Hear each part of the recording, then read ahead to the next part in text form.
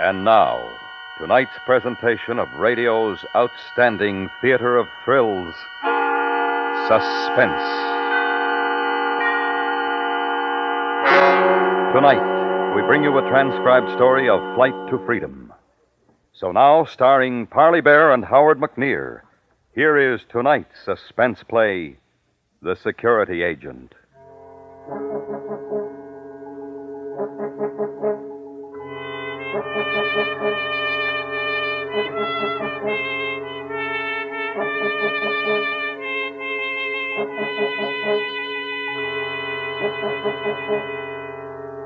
The plan was almost laughable in its conception.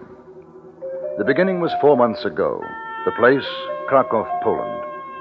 There were two friends, Joseph Ostrowski, a superintendent in the state bus works, and Frederick Zhilanko, an executive of the state radio broadcasting company.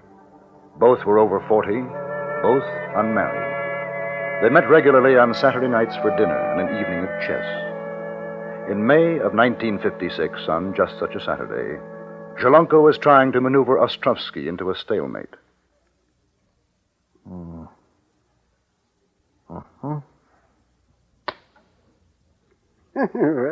clever. You are learning.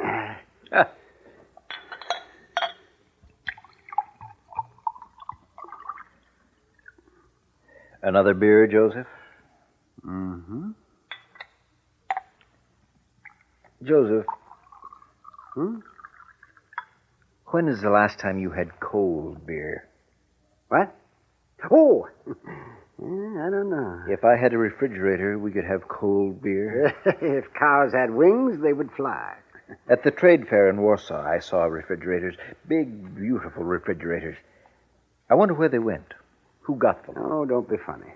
It's all very well for you. You didn't go. You didn't see what I saw. I had to broadcast it. I heard you weren't very good. I'm not an announcer. I'm an official.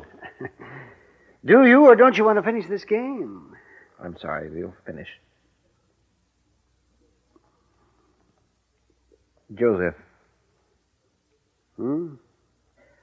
Are you going to the mechanical exhibition next month, the one in Prague? Not if I can help it. Keep quiet, will you? I'm hoping to be able to go. I don't like airplanes. Ah, now, get out of that. I think I will. Huh? Get out. What are you talking about? Why don't you do it, too? Do what? Leave Poland. You must be out of your mind. Oh, no, it's a joke. You're joking. No, I'm not. I've been thinking about it for a long time. Shh. Somebody might... You don't have to worry. We're not being monitored. I'm clear with security, and so are you, in case you're interested. Well, it must be the beer. You shouldn't drink so much. I'm not drunk, and you know it. I'm sick of living this way. Well, I'd rather not talk about it. Why not? Well, it's not healthy. The police have a way of finding these things out.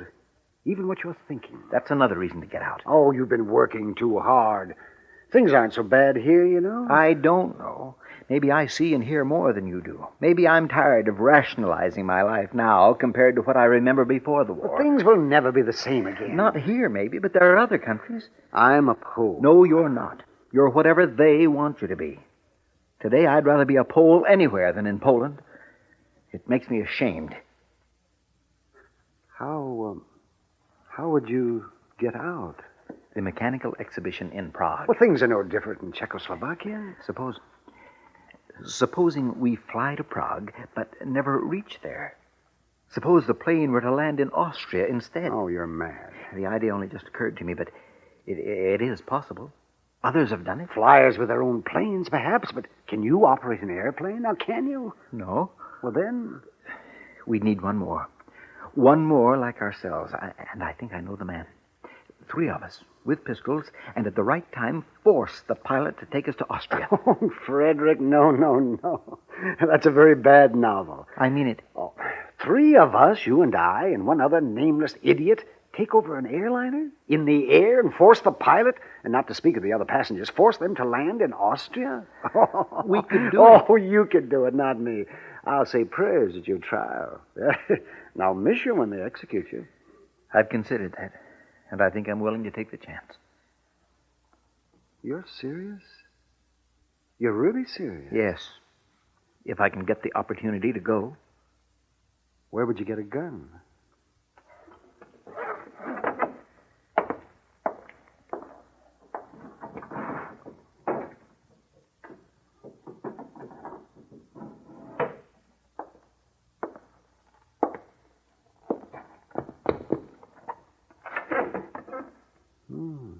And I can get another. Where? It doesn't matter. I can get it. But you and we're middle-aged. Young people do this kind of thing, but not us. It's too late for us. Is it? Well, all our lives, our work, friends, everything is here. We could start again. Oh, it's ridiculous. Talking as though we'd really entertain such an idea. Oh, now, come on, forget it and finish the game. Come on, it's your move.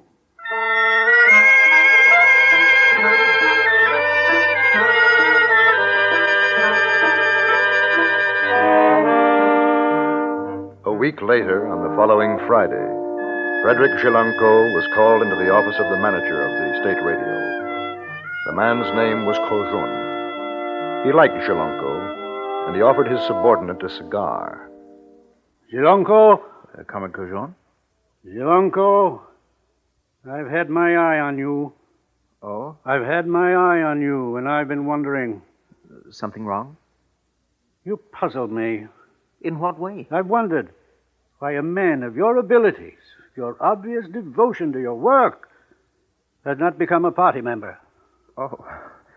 Well, Comrade, I'm afraid I suppose that I'm not well enough politically adjusted. Perhaps I'd rather others make the decisions for me. It makes it a little awkward at this time. You see, there is the mechanical exhibition in Prague. Yes, I know. You are the logical man to send, to supervise our broadcasts, but it's a question of sending you to Czechoslovakia, you see. But, Comrade, surely my record... Oh, you've been cleared by security. No question of that, my friend. No. It's a matter of political expediency. A party member would make a so much better impression with our comrades in Prague. Ah, yes. On the other hand, there's not a man in the company with your qualifications to fulfill the task.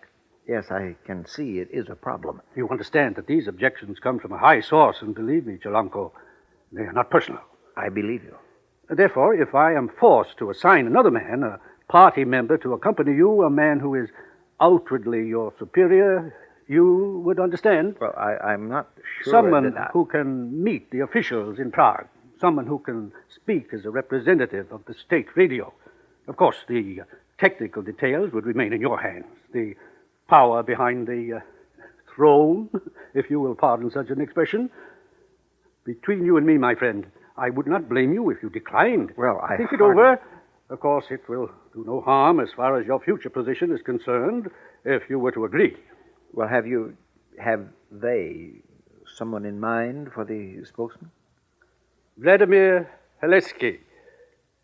Haleski? He is a party member. Of course, I understand. Think it over, my friend. I have. I should be honored to represent the state radio and do my best in whatever capacity. Jilanko, I salute you. I may add that you have saved my neck with those in higher places. We can be sure that in your able hands the broadcasts will be successful. I shall make all arrangements. You and Comrade Haleski leave next week. By plane, Comrade? Of course, by plane. Our newest, I should say, our great neighbor's newest and best transport. Thank you, Jilanko. Thank you.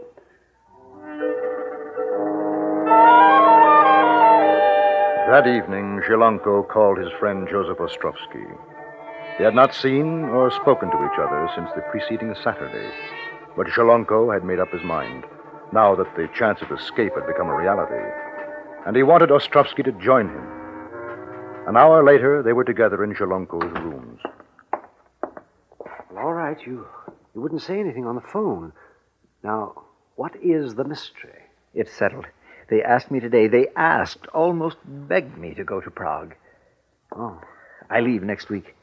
I want you to come with me. Well, I'm afraid I'll have to, whether I like it or not. I'm representing the bus works at the exhibition. You know what I mean, Joseph. Yes, I know what you mean. And I've been thinking about it all week. I'd hoped you would have given up the idea. Given it up? Oh, everything's in our favor. Now, you'll see. It couldn't be better. Do you remember I said we'd need 3 men to do it, to take over the plane? Yes. Well, we've got our 3rd man. He's joining us here this evening. He should be here any minute. You will come with us. I don't know. I don't know. I need time to think. We can do it. I know we can. Well, how can you be so sure? The risks. Who would expect us to try something like this? And once we're on the plane... That's him. Say you're with us, Joseph. Well, I don't know. I'm confused. Come in. Come in, my friend. I'm glad you're early. We have a lot to talk about. Joseph, I want you to meet another would-be exile, the 3rd member of our party, Mr. Vladimir Haleski.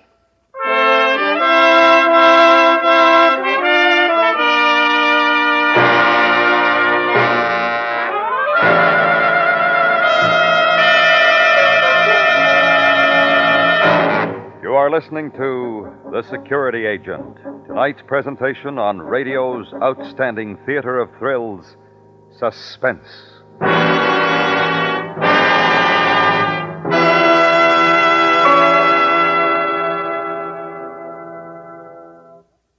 As attractive a lady as Justice may be, her efforts to solve the problems that arise when human beings live in close contact with each other might be conspicuously ineffective were it not for the support she receives from men of principle and courage who face danger on her behalf every day of their working lives.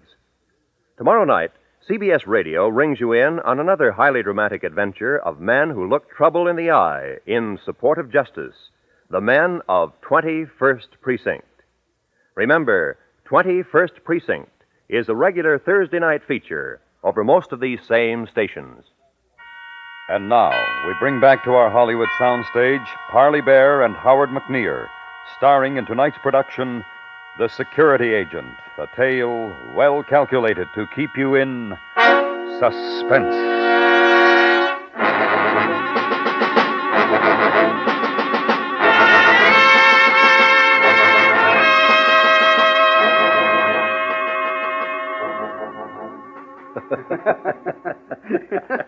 Well, I should be happier if I could understand the joke as well. I'm sorry, Joseph, I'm sorry.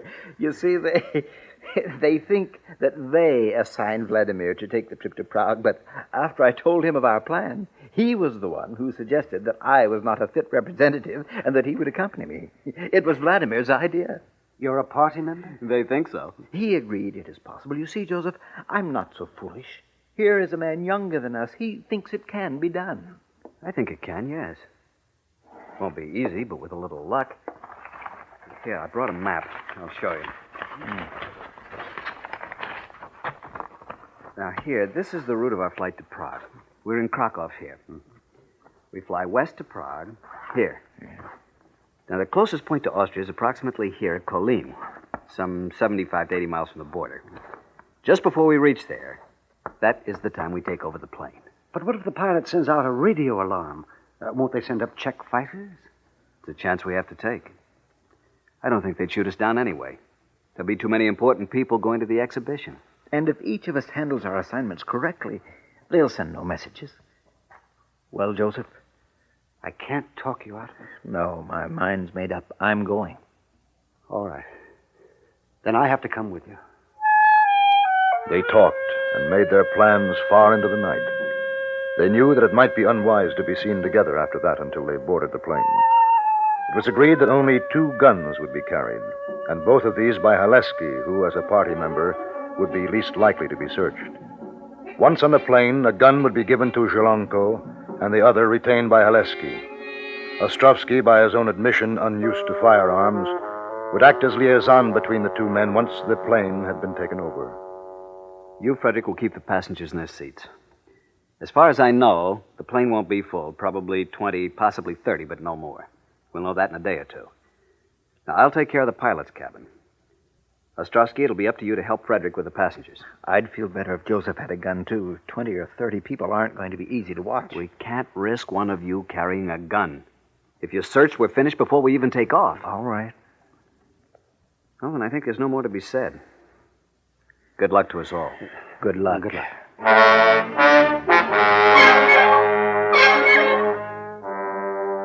The next 3 days went slowly. Now that the decision had been made, Zhelonko became increasingly wary. On his way to work on Monday, he had the feeling that he was being followed, but dismissed the thought as due to his nerves. He carefully avoided any words with Haleski at the radio station, although he saw him 2 or 3 times that day.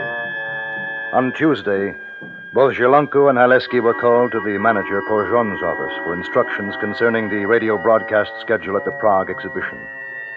On their way out, in an empty corridor, Haleski passed a note to Zhelonko and walked downstairs to his office. The note read, State security agent will be on board plane with us. I don't know his identity, but we'll try to find out. No reason to think they suspect us. Probably only routine precaution, but be careful. Behave normally. Destroy this immediately. Zhelonko went into the lavatory and burned the note. On his way home that night, once again he had the feeling that he was being followed.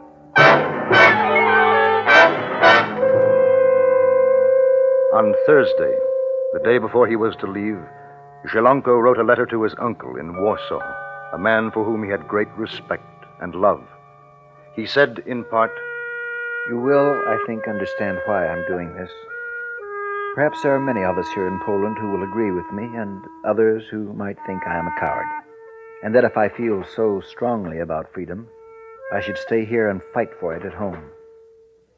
My dear uncle, if I can accomplish any small thing in the free world, it'll be to say the things that need to be said about what is happening here. This, I'm convinced, I am more fitted for than taking up the battle on the home front. I fear I would only end up before a firing squad. I have no illusions about my strength as an underground agent. Either I am too afraid or too conscious of my own inadequacies if I stay. I would never be able to fight. I have never been able to. That is why I must leave Poland.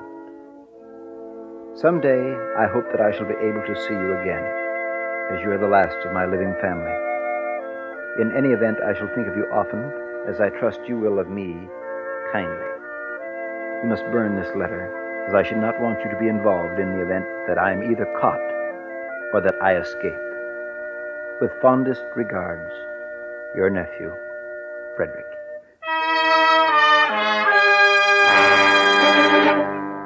On Friday morning, in the second week of June, the sleek transport plane began loading passengers at the Krakow airport. Among the passengers were Frederick Zhelonko, Joseph Ostrovsky, and Vladimir Haleski. There was another man who walked out to the loading ramp behind Zhelonko. Zhelonko, wait! Comrade Korjon. A little surprise, huh? A pleasant one. To tell the truth, I have no right to make this trip, but I thought it would be nice to get away for a few days, so at the last minute, I had it arranged. My wife is furious. Of course, my presence at the exhibition completely will be unofficial, you understand. You won't give me away, will you? I wouldn't dream of it, Comrade Korjon.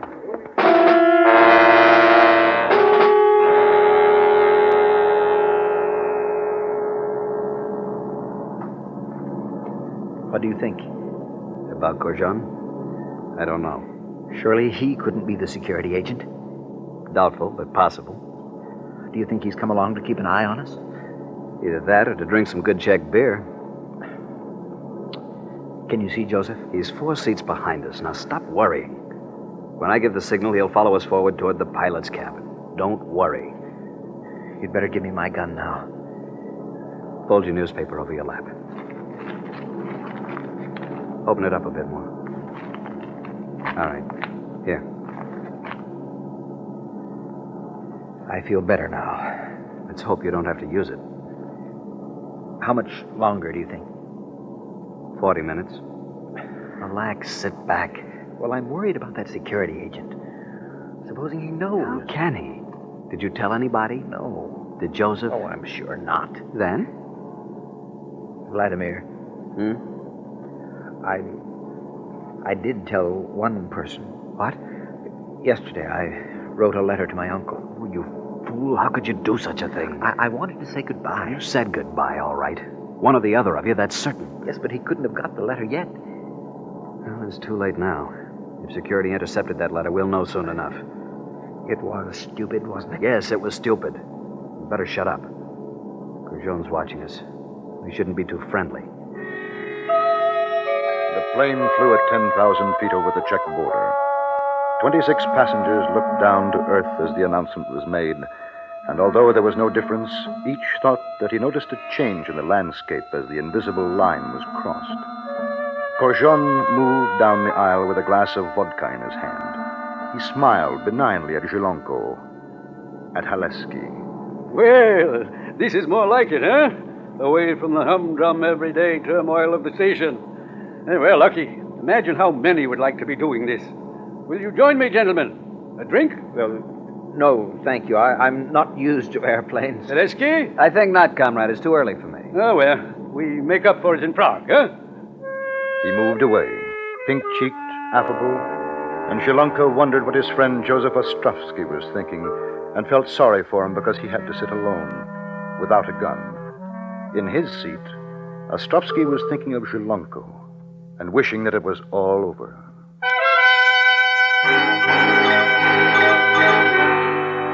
Then they were 10 minutes away from the point where they would make their attempt.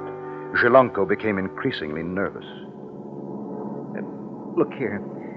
Supposing there's more than one security agent. They carry guns. I might not be able to hold them off. You'll have to. They can't know about us. They can't. They'd never have allowed us to get on the plane. Don't you think? With the security police, I've learned it's better not to try to guess. You never know. How will you know the pilot's flying the right course to Austria? I told you I'll know. I can fly a plane. Now stop it. You're beginning to make me nervous. I'm sorry. How much more time? 9 minutes. Zhelonko tried to count the seconds and watched them grow into minutes. And suddenly it was time. He felt an elbow nudge his side, and he reached into his pocket for the cold comfort of the gun. His mouth was dry, and he was very afraid. The two men slowly walked forward to the pilot's compartment, and a moment later they were joined by Ostrovsky. All right, I'm going in now. Don't show your gun until you have to, Frederick. And for heaven's sake, try not to use it. Good luck. Yes, good luck. Well, Joseph, it's happening. I know. How do you feel? Sick. There's still time to stop this, you know. Not now. Joseph, that fellow in the third seat back, I don't like the way he might be the one, the security agent. Everybody's looking at us. The attendant will be along in a minute. We're not supposed to be standing here. I wonder what's happening in there. In the pilot's cabin, Vladimir Haleski had worked very quickly. With the pistol butt, he had knocked out the radio operator and was covering the pilot and co-pilot. His orders were terse and to the point. We've taken over the plane. There are more of us taking care of the passengers. You will change your course to the south. If you do as I say, you will not be harmed. If you try to be clever, I'll shoot. I know how to fly this plane, so please don't force me to prove it. We wish to land in Austria. You can make for Krems or Vienna. After we land, you can do as you wish. Stay with us or go on your way. That's up to you. Change course. Now, please. On the other side of the compartment, Zhelonko and Ostrovsky waited, and they felt the plane begin to swing around. The passengers became aware of it, too. What's the matter? Why are we turning? Now we'll see if there's trouble. Don't take out your gun, Frederick. Leave it in your pocket. I've got Listen to. to me, my friend. I've got a gun. You feel it. Now, please don't do anything. You are my dear friend, and I don't want you to be hurt.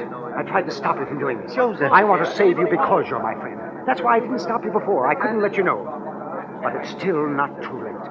Now, help me to take Haleski, and no one needs to know about you.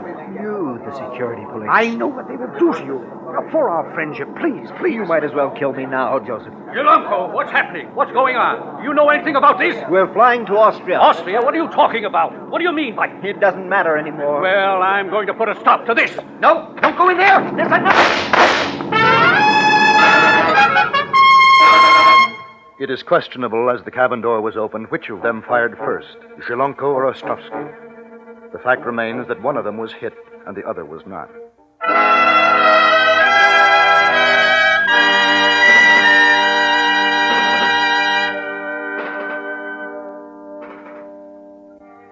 3 weeks later, two men met in a hospital room in Vienna. The one, lying thin and pale in bed, was Joseph Ostrovsky. The other, his good friend Frederick Zhelonko.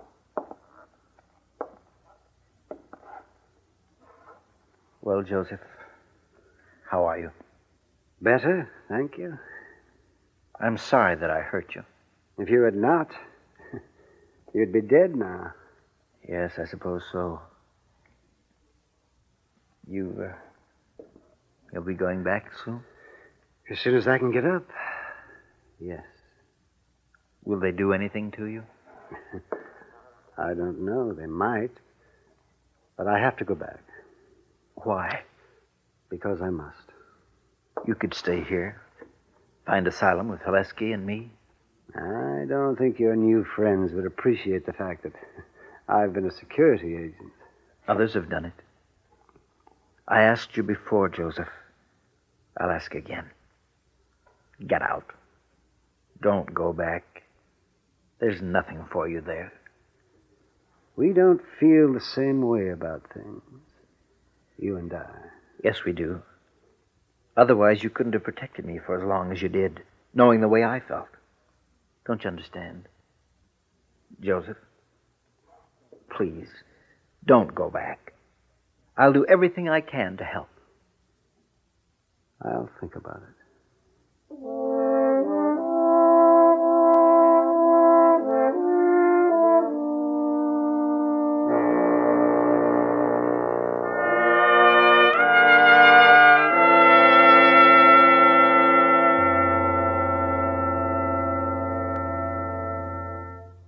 Suspense, in which Parley Bear and Howard McNear starred on tonight's presentation of The Security Agent.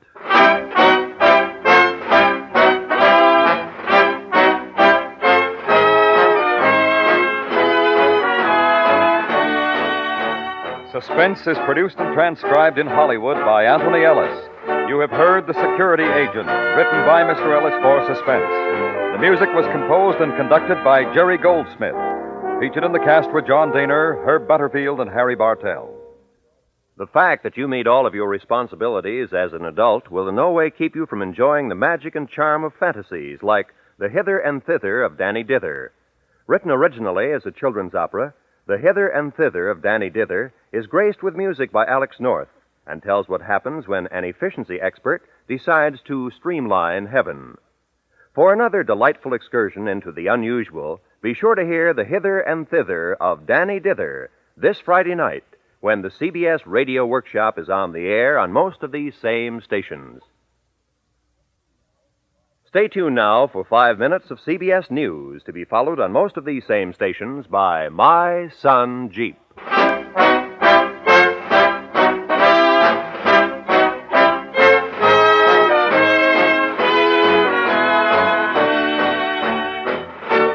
America listens most to the CBS Radio Network.